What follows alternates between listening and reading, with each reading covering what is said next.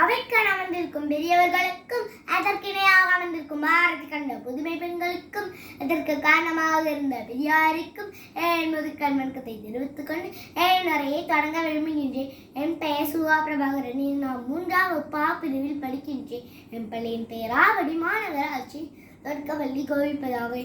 நான் பேச வந்துள்ள தலைப்பு பெரியாரும் பெண்ணியமும்.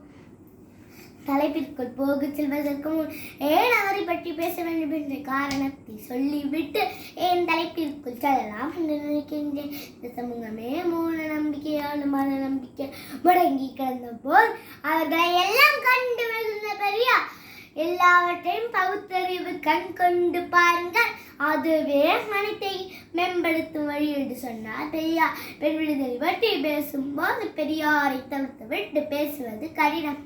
காரணம் என்று ஒரு வயது குழந்தைகள் எல்லாம் திருமணம் செய்து வைத்த பாவம் உண்டு. அக்கணவனை விட்டால் அப்பெண்ணை முதிர்வு காலம் வரையிலும் ஒதுக்கி வைப்பது இந்த சமுதாயம். குழந்தை திருமணத்தை ஒழிக்க வேண்டும், பெண்கள் திருமண வயதை அதிகரிக்க வேண்டும் என்ற வாழ்நாளெல்லாம் போராடியவர் பெரியார். எங்கே பெண்களுக்கு கல்வி கொடுக்கப்பட்ட ஆணின் அடிமத்தனத்திற்கு அடங்கி போக்க மாட்டாளுக்கு அவளுக்கு கல்வி உரிமை மறுக்கப்பட்டவன்.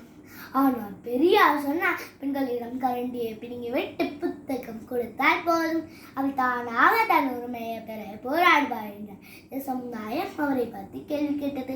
பெண்களே ஆண் குழந்தையை விரும்பும் போது நீ ஏன் பெண் சுகனை பற்றி பேசுகிறாய் என்றது.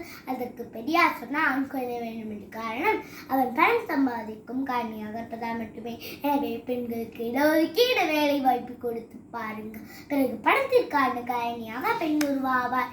ஆண் குழந்தை வேண்டும் என்ற எண்ணம் போய் பெண் குழந்தை வேண்டும் என்ற எண்ணம் வரும். பெரியார் பேசியதையும் எழுதியதையும் வலியுறுத்திதான் 1989 ஆண்டு கலைஞர் மு. கருணாநிதியார் பெண்களுக்கு சொத்துரிமை சட்டம் கொண்டு வரப்பட்டது. பெண்களுக்கு கல்வியிலும் வேலை வாய்ப்பிலும் உள்ளாட்சி அமைப்பிலும் இடஒதுக்கீடு வந்தது. அவரின் தொலைநோக்கு பார்வையால் தானே இன்றைக்கு தமிழகத்தில் ஆண்களை விட பெண்கள் கல்வியிலும் வேலை வாய்ப்பிலும் முன்னேறிப்பதற்கு காரணம் அந்த தந்தையின் உழைப்பல்லவா. மனித வளர்ச்சி குறியீட்டிலும் பொருளாதார வளர்ச்சி குறியீட்டிலும் சேர்த்து முதன்மை மாநிலமாக தமிழ்நாடு திகழ்வதற்கு காரணம் பெண்களின் சமத்துவம் நோக்கிய பயணம்தான். அந்த முன்னேற்ற பயணத்திற்கு காரணம் தந்தை பெரியார் பட்டி தொட்டி எங்கும் மேற்கொண்ட பரப்புரை பயணம்தான். பெரியார் கட்டிய வழியில் தொடரட்டும் பெண் விடுதலை பயணம், மலரட்டும் சமத்துவ சமுதாயம்.